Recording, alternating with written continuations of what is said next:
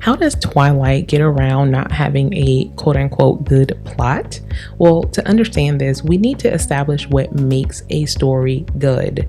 Ask 100 people and you'll get 101 different answers. I want something to blow up. Impact. The most important element in a good story is conflict. The commonality of the human condition is what is the core of great stories. The commonality of the human condition, or CHC for short. I like this one. If we use this definition, we can extrapolate that the social network speaks to our need for recognition and fame. The Matrix is about escaping oppression and mediocrity of our 9-to-5 worlds. And Forrest Gump is about the discovery of the extraordinary in the simple. So then, what is Twilight?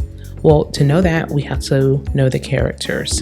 In the movies, we don't get to spend as much time with Bella and Edward as in the books, and this is why the readers are powerful and one of the anchors of how Twilight made its own lane and couldn't be dethroned by critics, copycats, or cheap knockoffs. And even though you can argue that Bella is a less developed protagonist than some, what Bella lacks in development, the reader makes up for with their own imagination, making her much more interesting. But wouldn't the other characters have been more interesting for a good plot? Well, that depends.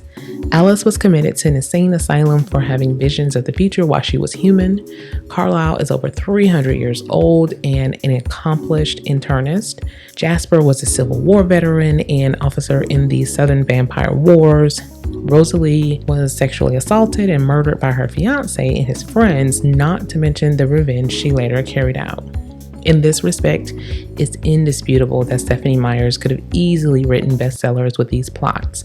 But then, what would be the commonalities of the human condition for these stories? I'll let you answer that for yourselves, but it's safe to assume that Stephenie wasn't looking for a plot-heavy narrative.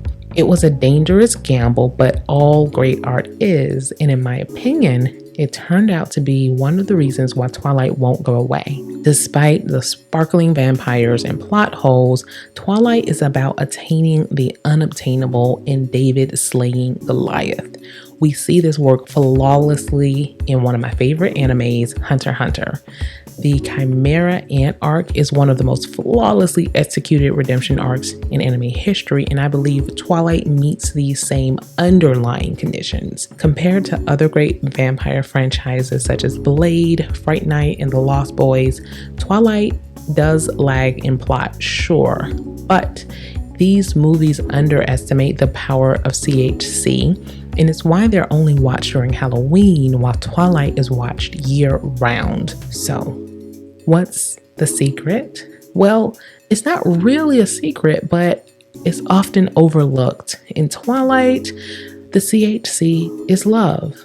Twilight relies heavily on and exploits love in a much greater ratio than most vampire stories. I would assert that 75% of the movies and books are dedicated to the development of Edward and Bella's love, which is unheard of. Yes, the love between Bella and Edward shouldn't work or even exist for that matter, and that's what I mean by David slaying Goliath.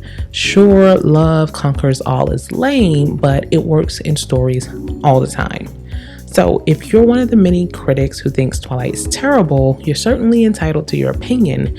But according to the millions of fans around the globe, Stephenie's laser focus on this one theme and commonality of the human condition is why you may never be right.